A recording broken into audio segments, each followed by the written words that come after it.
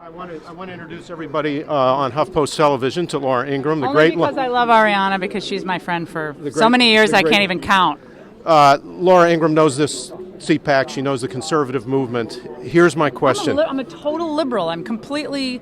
Ever since I met you, I've just been turned to the left. I'm sure that's true. Yeah. And wait till you get to know Zach. No, Zach has pushed me over the edge. Here's the question: does CPAC mean in an age when there's so much independent spending on both sides, when people can write $10, $20 million checks, does the grassroots power of CPAC matter as much as it did in the old days? Look, I think everything's changed, but I think it's important.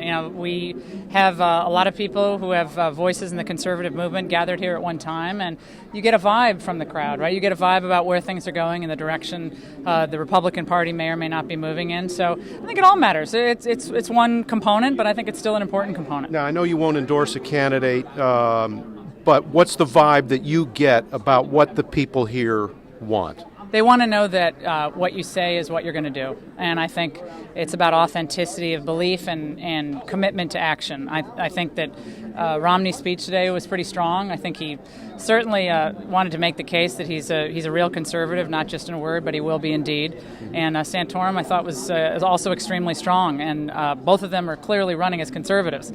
And you hadn't heard Mitt Romney really use the conservative word as much as he did today. And I think that's a result of Santorum's surge, no doubt about it. Go ahead, Zach. I'd like to ask you, we've been talking to a lot of students here for a couple of days, and the social issues keep coming up over and over again as top issue that they're concerned with.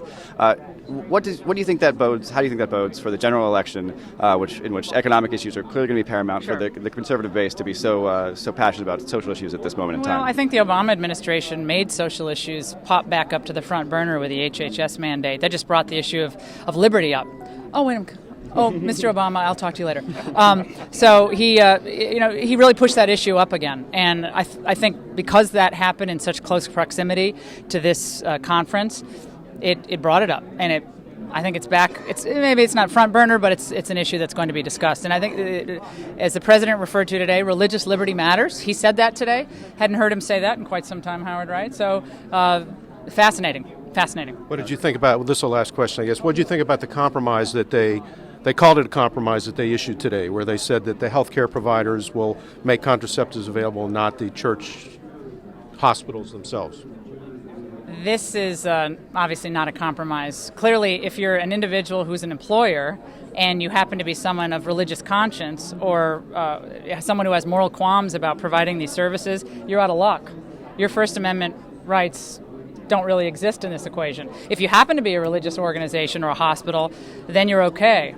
But then what about insurance companies? What about CEOs and their boards if they're deeply against these practices as well? I guess they don't have any rights either. So if we're for religious liberty, it can't just be for the Roman Catholic folks here or the Methodists there. It's got to be for all people. And that's what I thought Obama's message was when he came into office, that he's going to be the president of all the people. But this seems like a big... all I know is Planned Parenthood was very happy about the compromise, and if Planned Parenthood is happy, I'm usually not.